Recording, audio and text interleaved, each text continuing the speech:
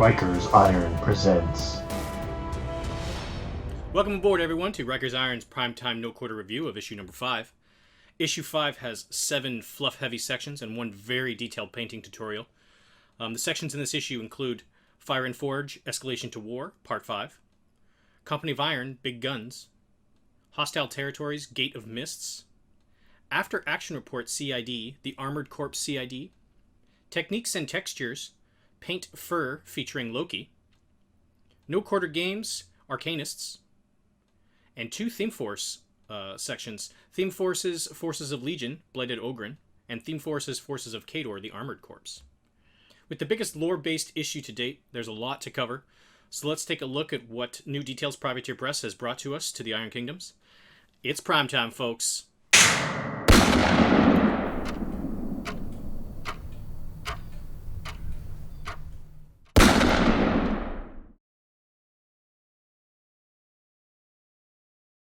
Section 1, Fire and Forge, Escalation to War, Part 5. This month's Fire and Forge has 3 really gritty, dark tales from the Iron Kingdoms featuring some big-name warcasters. The first story is about Coleman Stryker's experience at the Hackens Hill Massacre and how it shaped his identity and rank, helping him kind of define his views on war and the war crime-style actions in the Iron Kingdoms. The second story follows the High Reclaimer of Menoth, investigating Crick's presence in Thornwood. All the while, unknown to him, Asphyxius playing a game of cat and mouse, attempting to hide certain rituals and plans he has in store for himself. The final tale in this month's Escalation to War has the Dark Prince Vladimir struggling to shut down a Crixian tomb emanating a poisonous miasma, and his strange return from the site despite his deathly wounds. It also gives way to a little bit of hinting about his own powers and his own abilities, which become apparent later on in the Iron Kingdom's lore. This issue's escalation is a bit darker than the previous ones. It's full of consequences and shaping of key characters of the Iron Kingdom's lore. I'm looking forward to the next issue's final segment of the Escalation series, and I'm wondering what they're going to be doing in Season 2.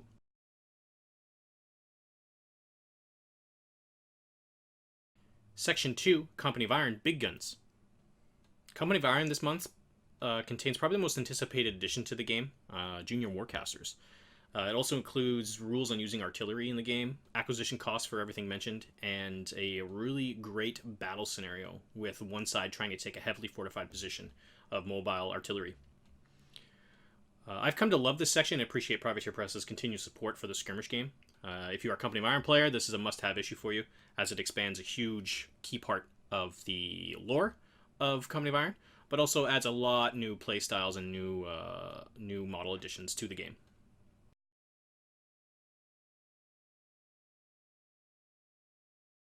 Section 3, Hostile Territories, Gate of Mist.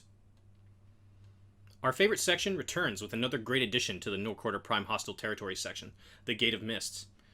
The Gate of Mist is an ancient but very active fortress wall city that guards the border of Ios from the rest of Immorin.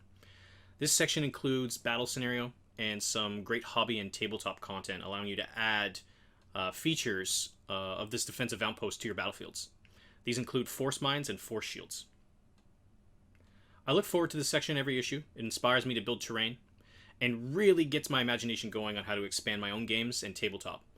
I can't wait for the next issue to see what they bring next to the table.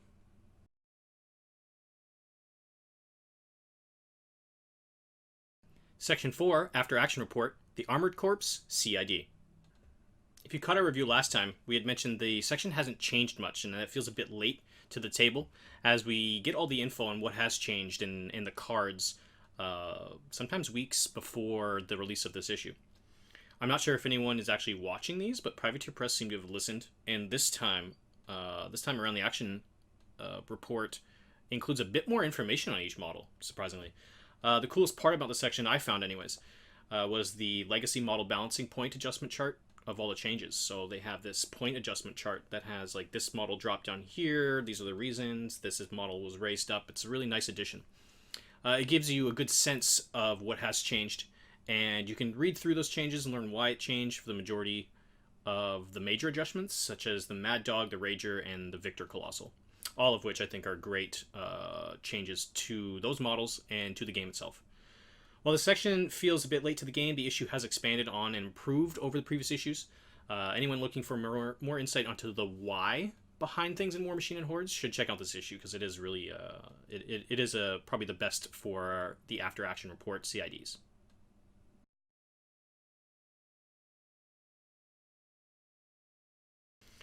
Section 5, Techniques and Textures, Painting Fur featuring Loki. Textures and Techniques this time around contains a full How to Paint Loki article by Lauren Fahey of Griffin Roost Painting. She covers setting up your models for painting, fur texture, and lighting your fur. As a little bonus, it also covers tabletop quality cloth and leather painting and a nice guide on painting eyes. I really like this tutorial. It helped me clear up some issues I had with some of the missing details whenever I paint bigger eyes and shading my fur. This section of the magazine continues to rotate out content with a surprise every issue, be it a hobby, painting, or IKRPG content. I like each issue has this, and it breaks up the expectations and adds a little spice to each no quarter. Griffin Roost has started streaming now. If you want, you can follow her. You can check her out on Twitch at twitch.tv/GriffinRoostPainting.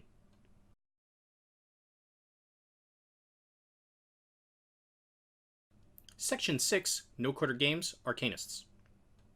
Arcanists is a standalone game from the usual mods to the Warm Hordes rules, featuring 2 to 4 wizards of the Iron Kingdoms duking it out in a terrain-covered arena.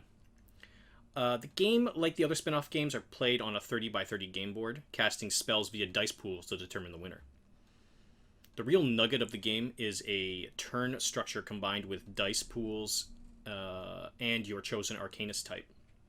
Turn structures are blind bidding, arranging 6 foresight dice in a mini-game of cat and mouse strategy to try and get the upper hand when you need it later in the round. Lowest dice goes first and adds that many dice to a power pool of your choice. So each turn, the person with the next lowest dice goes next until all players have used their 6 foresight dice. The dice pools, Destruction, Warding, and Ritual, are the dice you can call on to counter opponent's spells and cast your own by comparing successes versus successes. The uniqueness of each 6 archetypes of Cryomancer, Infernalist, Necromancer, Oracle, Pyromancer, Stormlord determine what dice pools start with each round and grant you the ability to cast unique spells other archetypes don't have access to, on top of the common spells available to all casters. This game has had some great weekly rumbles on Privateer Press's livestream. I would love to cover this game after we have some time with Scrapyard. This is another great addition to the No Quarter Games repertoire. It allows players and hobbyists to get some extra mileage from those wizard models and all sorts of terrain you have lying around for a quick, dirty game of magical cats and mystical mice.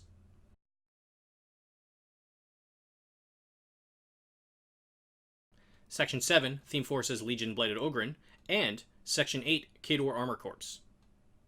The last sections of the book are a catch-up to the most recent CID, outside of the Crucible Guard, of course, which features the Legion, Blighted Ogrun, and the Khador Armored Corps. Both sections contain similar content as the previous Theme Forces in the other releases, so it contains early history, training, life, tactics, equipment, and our favorite alternate paint schemes and battle scenarios for those Theme Forces that went into CID. All in all, nothing major has changed in this section of the book. While not a bad thing, it's a pretty hefty amount compared to the usual for lore stuff. It's 50 pages of the 110-page magazine. It might not be a big draw for those who have little or no interest in the lore of the Iron Kingdoms, but if you are a lore junkie and wanting to know a little bit more about the Theme Forces you are building, the things you are using on the table, it is a great section for you, and it's definitely particularly for Legion and Khador players, this is a must-have issue.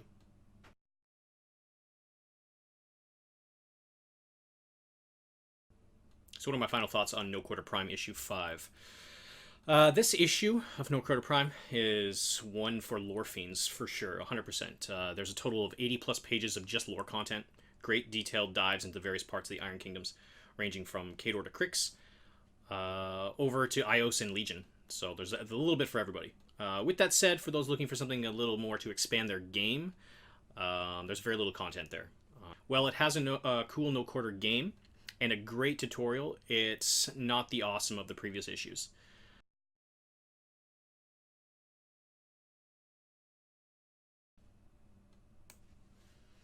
So where does this rank in terms of the current issues? I don't think there's going to be any changes in our current rank for the Prime issues, but if I had to place this, I'd say it's rank 4 or 5 of the 5 issues so far. It's not a bad issue. It's just compared to the variety of content in our top choices, it falls short to appeal to many sides of the hobby. So there's not as much content for hobbyists, painters, gamers, and lore. It's mostly focused around the lore of the Iron Kingdoms, and for that, it's not going to be placed in the top 3. So thank you, ladies and gentlemen, for joining us for another No Quarter Prime review.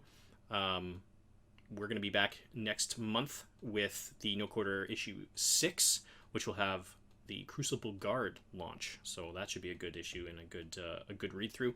If you want to catch us on live stream, you can find us at twitch.tv/RikersIron, or you can catch us on social media on Facebook, Twitter, Instagram at Rikers Iron.